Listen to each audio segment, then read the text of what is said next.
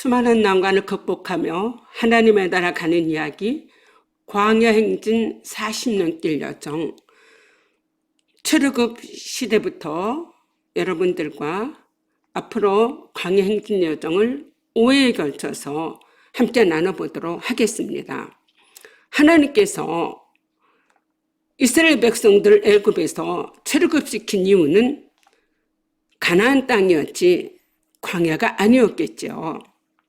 하나님께서 백성들을 광야로 보내 골탕 먹이시려는 것이 아니라 종살이 하던 모압지들로 있는 이 백성이 하나님의 군대가 될 수 없기에 하나님의 군사로 훈련을 하여 거룩한 제사장 나라로 뛰어난 하나님 나라의 민족으로 세우시려는 하나님의 목적이었습니다. 애굽에서 가나안까지 거리는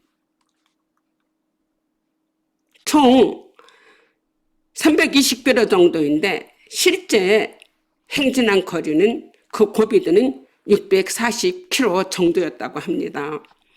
자동차로는 8시간 정도, 걸어서 한 달 정도 도착할 거리를 40년을 길국은 여정을 하게 된 것이죠.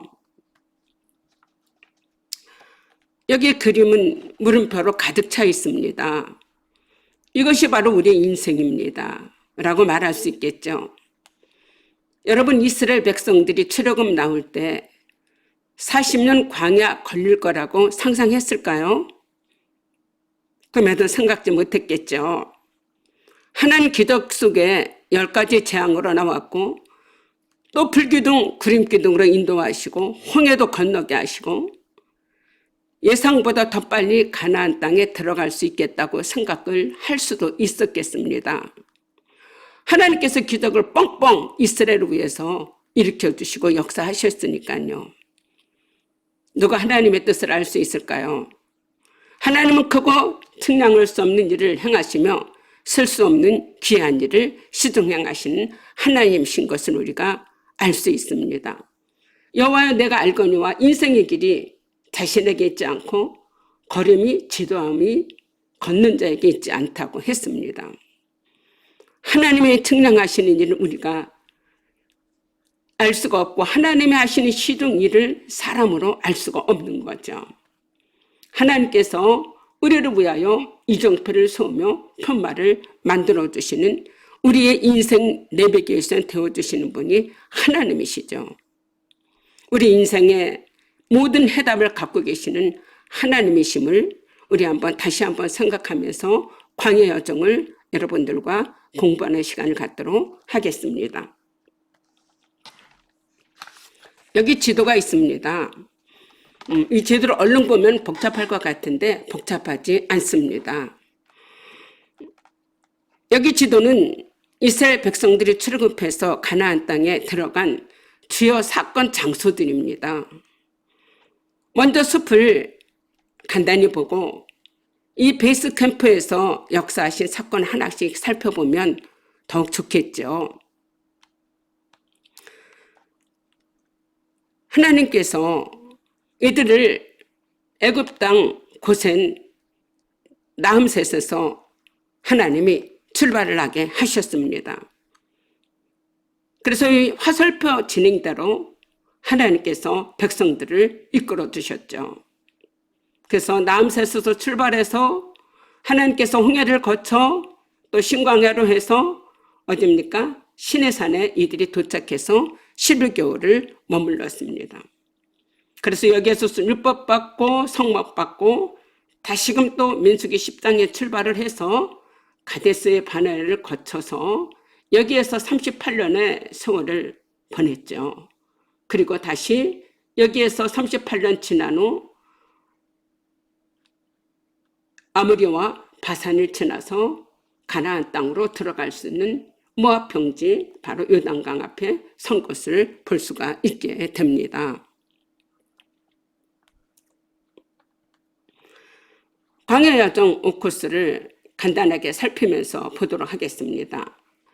그렇게 애굽에서 1코스를 한번 보고 공부하려고 합니다. 애굽에서 있을 때 애굽에서 바로 머물 때 6월절로 하나님께서 이들을 애굽의 장자로 말미암아 건져내셨습니다. 두 번째로는 여기 화살표 있죠. 애굽에서 출발해서 어디까지요? 신광야를 거쳐 시내산까지, 시내산 도착 전까지 이 코스로 보면 좋겠습니다.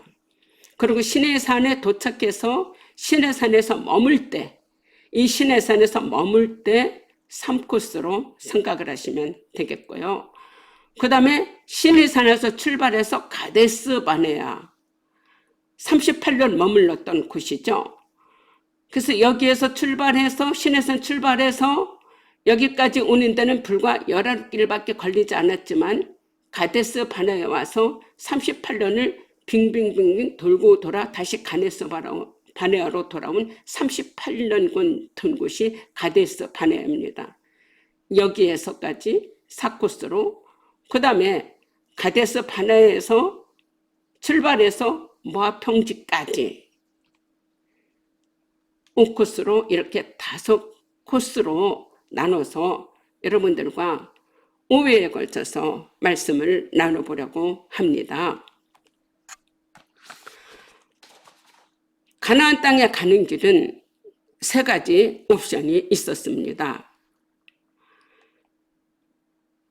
블레셋 사람이 땅의 길은 가까울지라도 하나님께서 그 길로 인도하지 않으셨다고 기록되어 있습니다.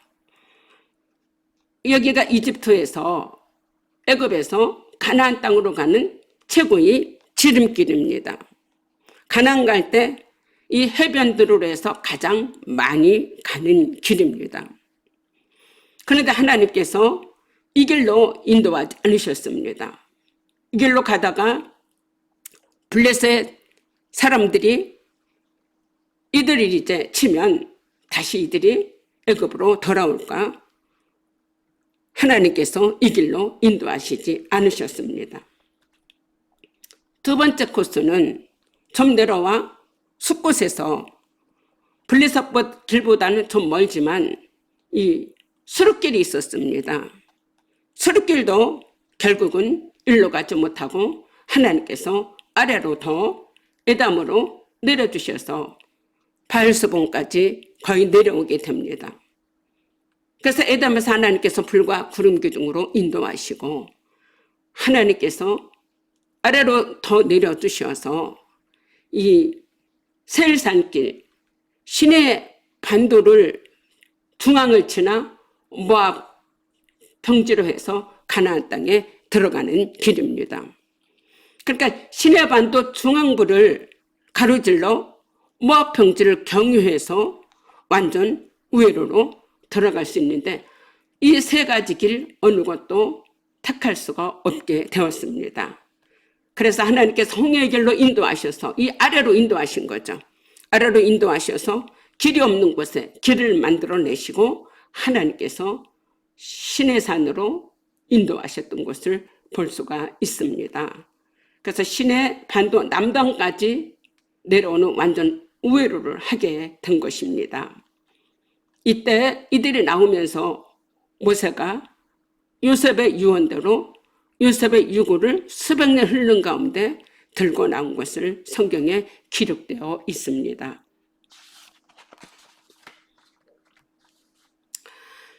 출애굽기를 알면 인생이 보인다.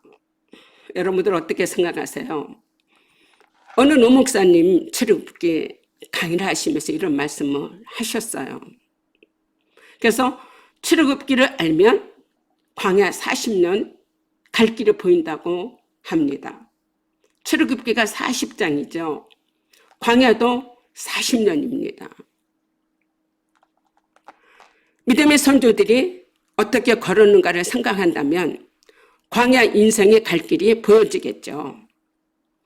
여러 곳에서 애굽 땅 종되었던 곳에서 인도하여낸 여호와 하나님이라는 것을 곳곳에서 알려주시는 것을 볼 수가 있습니다. 그래서 출애굽기를 잘 알면 하나님의 구원 경영을 잘 할 수 있겠죠.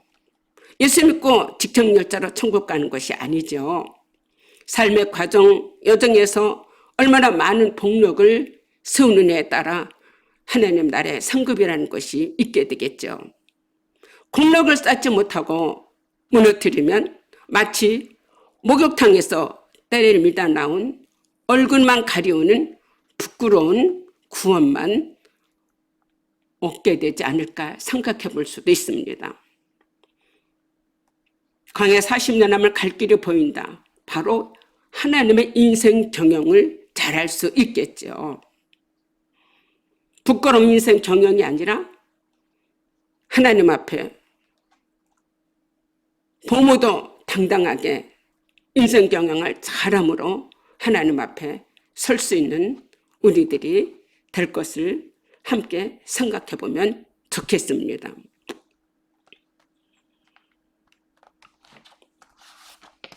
여기 말씀을 보시면 한번 동사 말씀에 빨간 글씨로 표시되어 있는데요. 보고, 듣고, 알고, 내려가서 건져내고, 인도하여 데려가노라. 총 7번의 동사의 단어가 있습니다. 하나님께서는 인도내시겠다고 가만히 팔짱 끼고 계시는 분이 아니셨죠. 하나님이 이스라엘 백성을 구원하시라고 삶의 현장에 내려오셔서 어제나 오늘이나 일하고 계신 우리 하나님이십니다. 애굽의 손에서 하나님께서 건져내시고 인도하시고 목적지 가나안 땅으로 들어가기를 원하시는 이런 하나님이십니다. 말씀을 다시 정리해 보면 출애굽기 간단 요약 말씀이 되겠죠. 출애굽기 40장을 1장 2장은 보고 듣고 알고 3장부터 11장 내려가서 12장은 바로 6월절 건져내고 그리고 13장부터 24장까지 인도하여 25장부터 40장까지 데려가노라. 이렇게 출애굽기 전체 간단 요약 말씀을 여러분들이 기억하면 좋겠습니다. 하나님께서 우리를 건져내시는 것은 뭡니까? 우리에게 법적인 보장, 칭의를 주시는 것입니다. 인도하시는 것은 하나님을 새로운 주인으로 우리가 모시는 주권 이양 작업 훈련하게 하시는 거죠. 그리고 하나님과 동행하게 하는 하나님을 만나는 영적 만남의 장소로 우리를 인도해 주시는 우리 하나님이십니다. 또 다른 말씀을 보면 나는 여호와라 애굽 사람이 무거운 진 밑에서 빼어나며 건지며 큰 재앙으로 너희를 구속하여 빼어난 너희 여호와 하나님인 줄 알리라 말씀했습니다. 오늘도 우리 전 환경에서 질병에서 고통에서 여호와 하나님께서 우리를 건져내시고 계십니다. 이렇게 애굽에서 이스라엘 백성들이 탈출하듯이 하나님께서 우리로 하여금 그런 환경에서 벗어나게 하시는 것이죠. 예수 그리스도는 어제나 오늘이나 동일하게 역사하시는 우리 하나님이십니다. 우리 주의 은혜라 찬양이 있죠. 내가 지금 이 자리에 서 있는 것은 주의 은혜라 주의 은혜라 내가 지금 이 자리에 서 있는 것은 주의 은혜라 주의 은혜라 지금까지 지내온 것은 우리가 하나님의 자녀된 것, 우리가 질병에서 건짐받고 고통에서 건짐받고 우리 인생의 무거운 짐 밑에서 우리를 건져주시고 구속해 주시는 바로 그분이 여호와 하나님이십니다.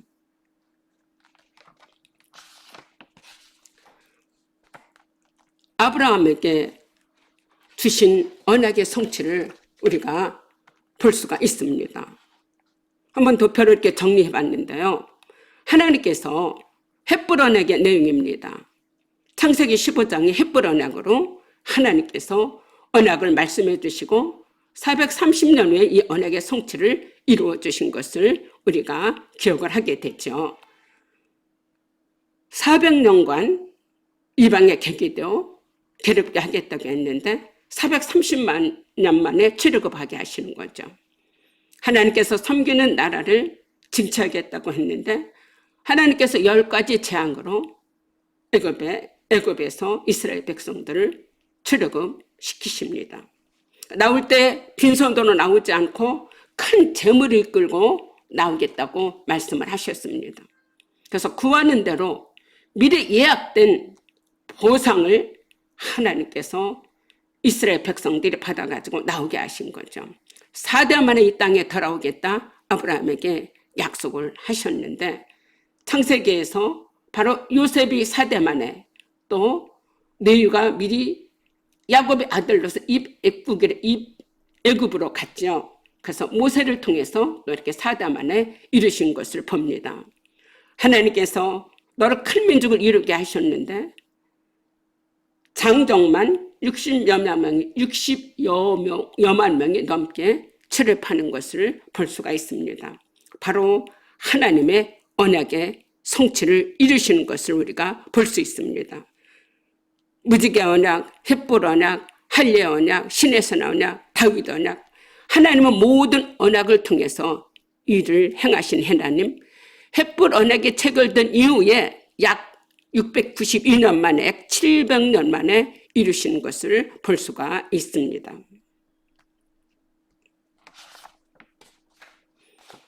이 지도를 여러분들이 눈이 익히면 광야 여정을 이해하는데 여러분들이 도움이 되겠죠. 여기가 바로 애굽입니다. 애굽에서 이스라엘 백성들이 고난을 당하게 됐죠. 가나안 땅에 있던 야곱 가족들이 미리 입애굽을 한 요셉이 이곳에서 국무총리를 있게 돼서 기근 때에 창세기 46장 7절에 애굽으로 요셉에게 내려온 것을 볼 수가 있습니다. 그로 인해서 이 고센 땅에서 야곱 가족이 66명이 내려왔죠. 그래서 요셉 가족 4명과 함께해서 70명이 이곳에서 모태가 되어서 이스라엘 백성들 인큐베이터에서 있었던 장소인데, 시간이 감으로 200여만 명이 넘게 인구가 증가를 하게 되었습니다.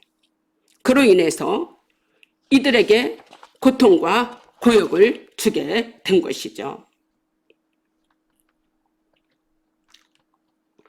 그래서 출애굽기 1장부터 11장까지는 애굽에서 학대, 중노동, 산하 제한, 이때 바로 모세가 출정을 하게 되었습니다.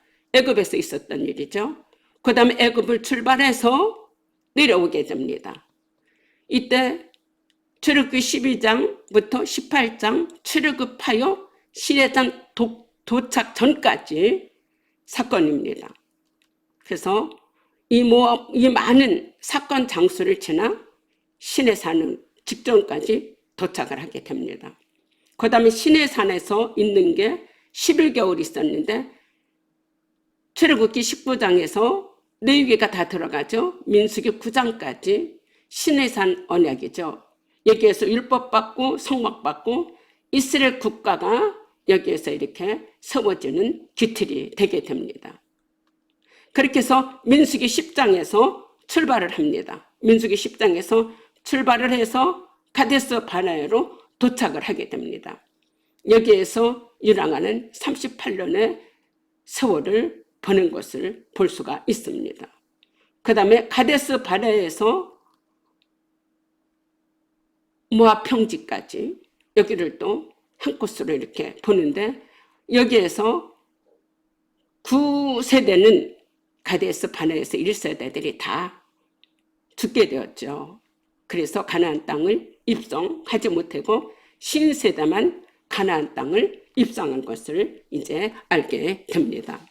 그래서 이 모든 과정을 가데스 바네아에서 95%를 광야 생활을 이들이 하게 됐는데, 총 광야에 머문 시간이 40년에서 5일 모자른 40년을 보냈다고 합니다. 이 가데스 바네아에서 38년이 없었더라면, 불평하고 원망하지 않았더라면 총 1년 4개월 걸쳐서 가나안 땅에 들어갈 수 있었을 것이라고 보게 됩니다. 하나님께서 이스라엘 백성들에게 광야를 겪게 하신 이유입니다. 40년 동안 광야의 길을 걷게 하신 것은 이들을 낮추심에 시험하사 하나님의 명령을 지키는지 안 지키는지 알려 하심이라 하십니다. 조상들도 알지 못하던 만나를 광야에서 먹이신 것도 낮추시며 시험하사 마침내 복을 주려 하심이라 말씀을 하셨습니다. 이들이 장정만 60여 명이 넘지만 어린이와 여자와 합치면 250만 명, 여기에 양, 가축, 속등까지 합치면 대단한 엑소더스죠. 250만 명이 사열 정도로서도 560km가 된다고 합니다. 하루의 양식은 기차 2대 분량의 900톤 정도라고 합니다. 하루 양식을 지키기 위해서 2,400톤이나 필요만 도저히 인간으로서는 인도하긴 불가능한 이 광야길을 하나님이 인도하신 것입니다. 이렇게 광야길을 걷게 하신 이스라엘 백성의 모습이죠.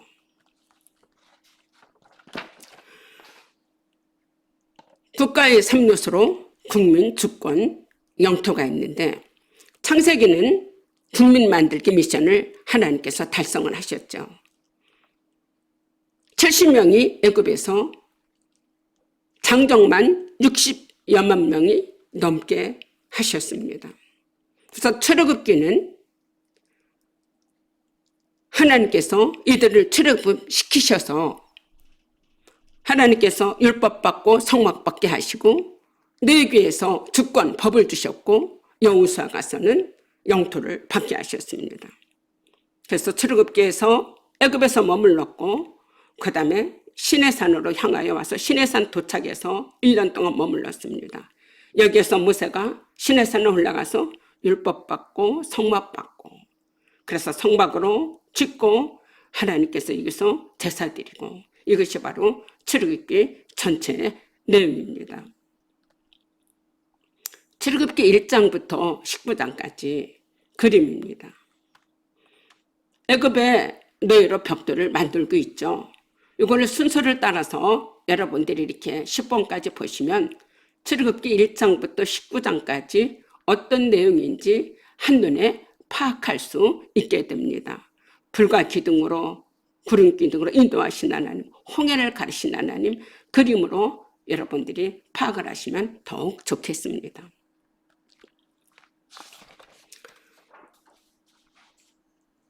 앞에서 광야를 5코스로 나눠서 보겠다고 했는데 애굽에서 있을 때 1장부터 11장까지 이들이 애굽에서 있었던 것을 보도록 하겠습니다.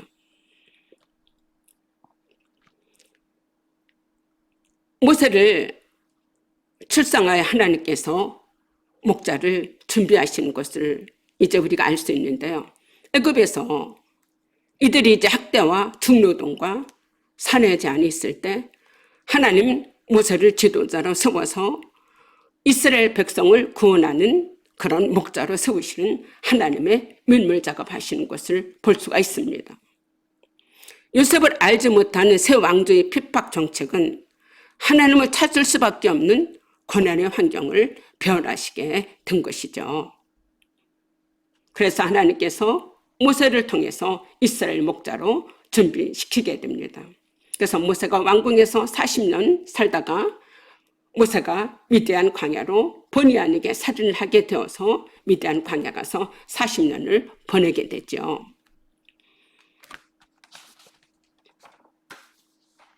애굽 사람들이 두려워합니다. 점점 인구가 증가가 되고 이스라엘 백성들이 수가 많아지니까 이들에게 더 고된 노동으로 중노동으로 이들을 괴롭히게 되는 거죠. 그래서 이들이 학대를 받으면 받을수록 하나님은 더욱 번성해서 퍼져나가게 하시는 것을 볼 수가 있게 됩니다.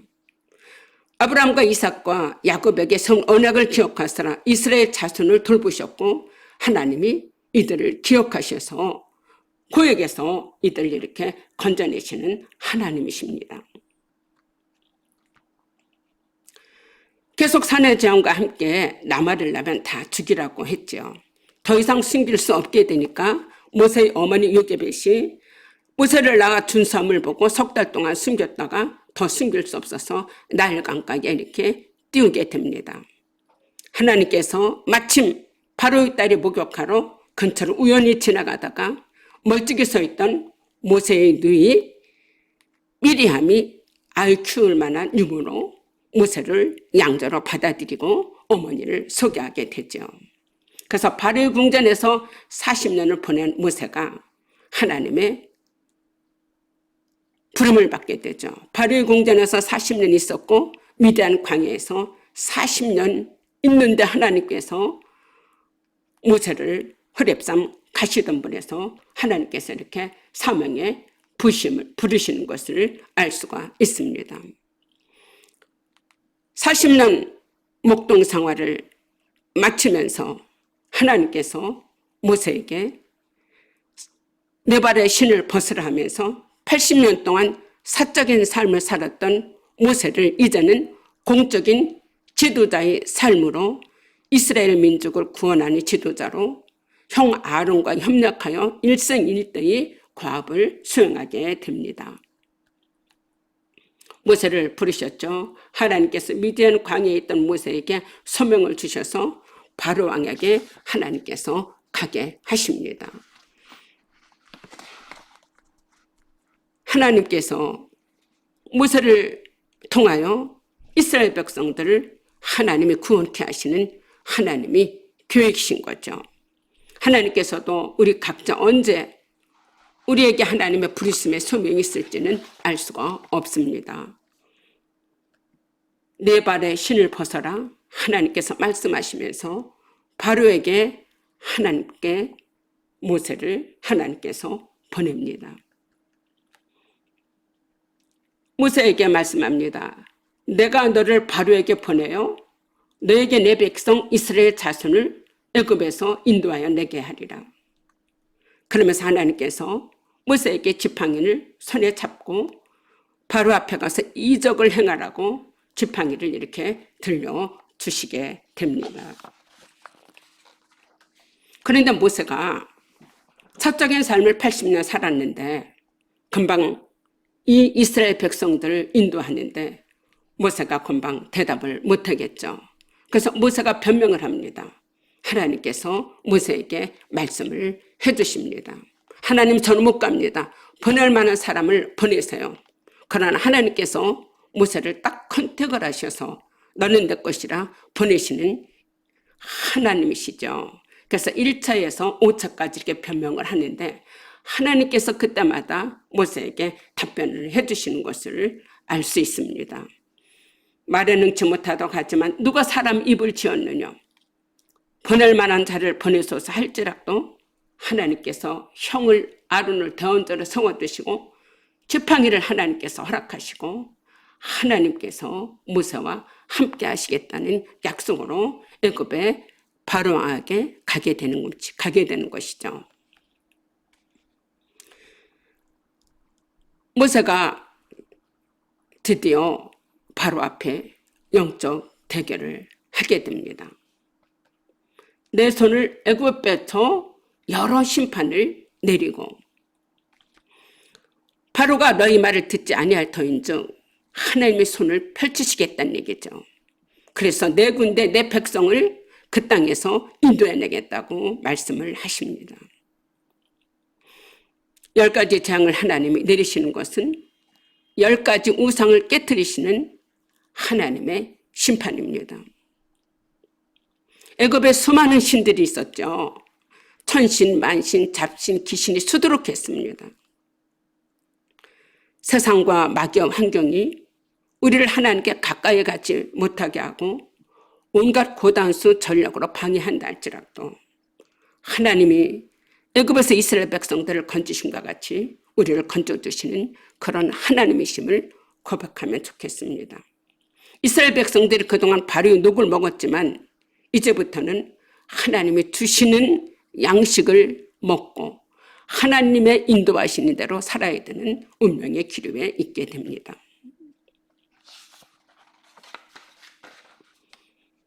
10가지 재앙입니다. 이 10가지는 이스라엘 백성들의 모든 신에게 하나님이 벌을 내리시는 것입니다. 이스라엘 백성이 거하는 고센 땅은 이 10가지 재앙 가운데도 하나님께서 지켜주셔서 어떤 재앙도 내리지 않게 하신 것을 우리가 알 수가 있습니다.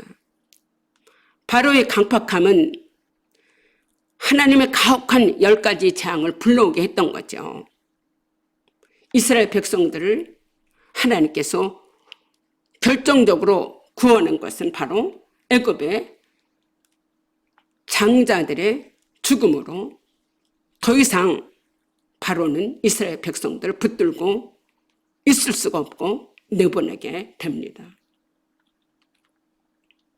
10가지 재앙이죠.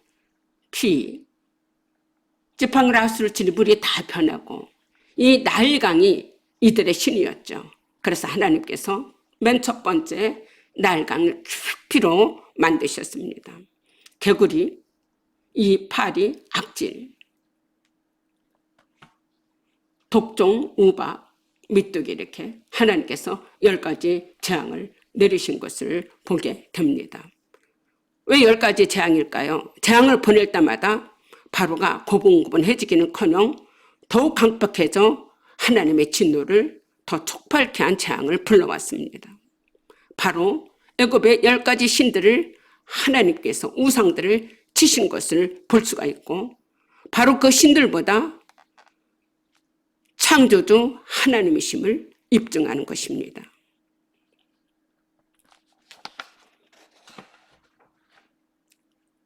바로 앞에 가서 이런 기적을 행하고 이런 10가지 재앙을 내리는데 바로가 모세를 회유한 것을 정리해 봤습니다. 출애굽기 8장에 이 땅에서 너희 하나님께 희생을 드리라고 하죠.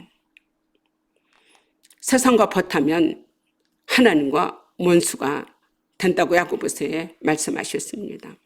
신자는 거룩한 곳으로 나와서 구별되어야 됩니다. 희생은 드리되 너무 멀리 가지는 마라. 믿기는 믿되 광신대 되지 말라는 거죠. 바로 경계선자의 이들에게 유혹하는 말일 수도 있습니다. 적당히 믿으면 된다고 하는 것이죠. 너희 장정만 가서 여호와를 섬기라. 여자와 자녀를 뒤에 두므로 결국 떠나지 못하게 하고 노새처처럼 뒤를 다시 돌아보게 하겠지요. 양과 소는 남겨두고 가라고 합니다. 하나님께 드릴 재물 없이 빈손으로 하나님께 예배하게 하여 예배를 연락되지 못하게 할 수 있죠. 마지막 장자 재앙으로 바로가 이스라엘 백성들을 보냈지만 다시금 병거 600승과 애굽의 모든 병거로 추격을 해서 뒤를 쫓아오게 됩니다. 마귀의 고단수 전략으로 결신자도 돌아서게 하는 이런 마귀의 괴계죠.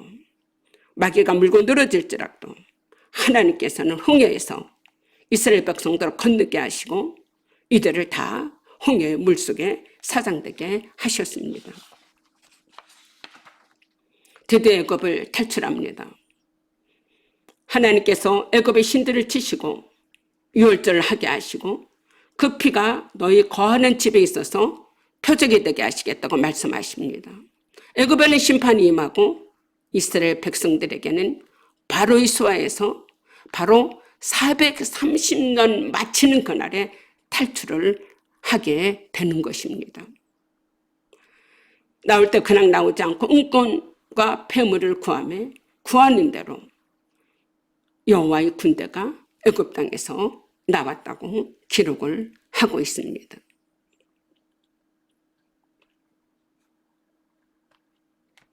출애굽기 12장 6월절입니다.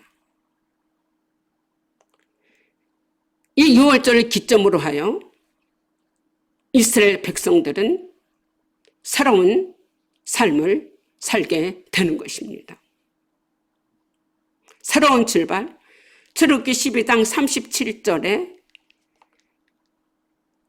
하나님께서 이들을 건져내시는 거죠. 보고 듣고 알고 건져내고 하나님의 심판과 진노로부터 오는 죄의 세력에서 자유를 주시는 유월절을 하나님께서 거행하게 하시고 법적인 보장과 칭의로 우리에게 양자를 주셔서 이 애굽 땅에서 벗어나게 하십니다. 이제 이스라엘 백성은 바로의 백성이 아닌 하나님의 백성으로 바로의 질서가 아닌 하나님의 질서로 살아야지만 됩니다. 이 유월절은 바로 신약에 예수의 피를 적용할 수 있는 거죠. 바로 부전승의 원리를 말씀해 주고 계시는 것입니다. 부전승의 원리는 무엇입니까? 피를 적용하면 싸우지 않고 이기는 것입니다. 사람의 힘이 아닌 하나님의 법적 계약으로 대속의 원리로 하나님께서 유월절 이스라엘 백성들을 구속하시고 건지심과 같이 우리를 건져두시는 하나님이십니다. 그래서 출애굽기 12장 12절 애굽의 장자들을 치치는 이 사태로 바로 유월절을 하게 되는 12.12 사태로 보았습니다.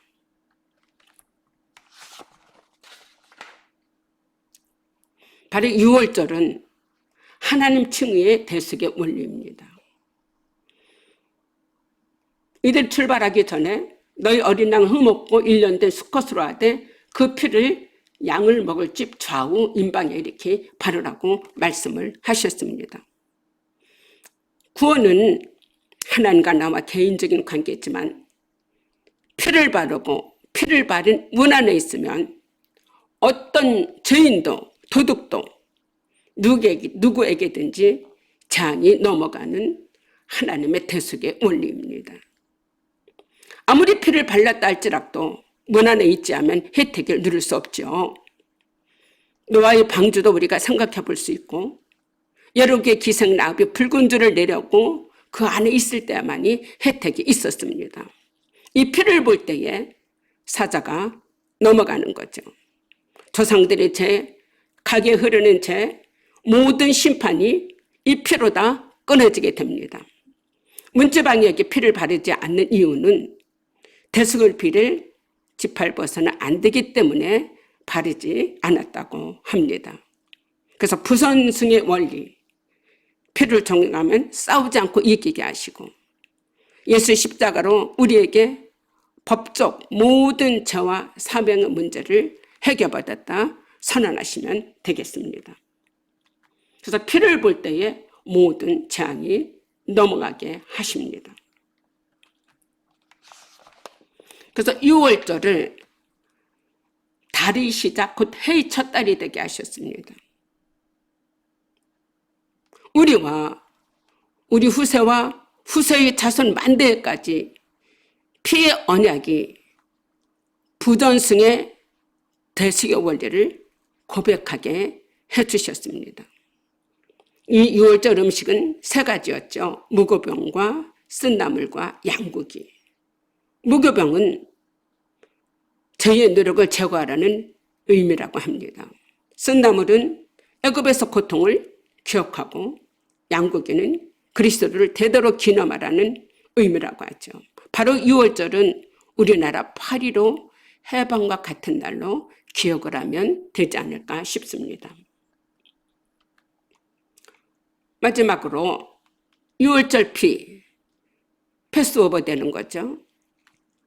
애굽에 처음 난 것들을 다치고 애굽의 모든 심판을 내리시는 중에 각 집마다 어린 양을 잡아 이렇게 문설주에 바르면 죽음의 사자가 넘어갑니다.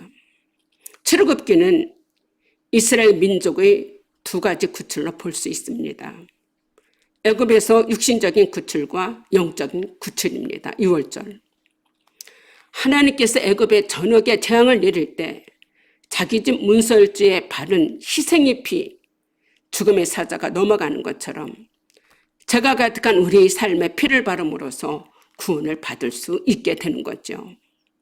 오직 그리스도의 십자가의 공로로만 바로 구원의 관문에 들어갈 수가 있게 됩니다.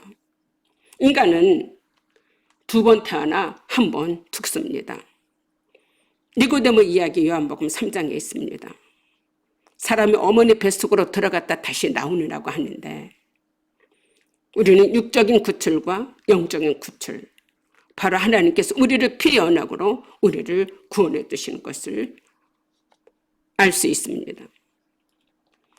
제사장 나라와 거룩한 백성으로 이스라엘 민족을 하나님께서 세계 속에 뛰어난 민족으로 세우시기 위해서 시내산 언약을 주셨죠. 그래서 시내산 언약으로 어떤 방식으로 살아야 되는지 하나님께서 상세한 지침을 주셨는데 다음 과정도 여러분과 함께 나눠보도록 하겠습니다. 감사합니다.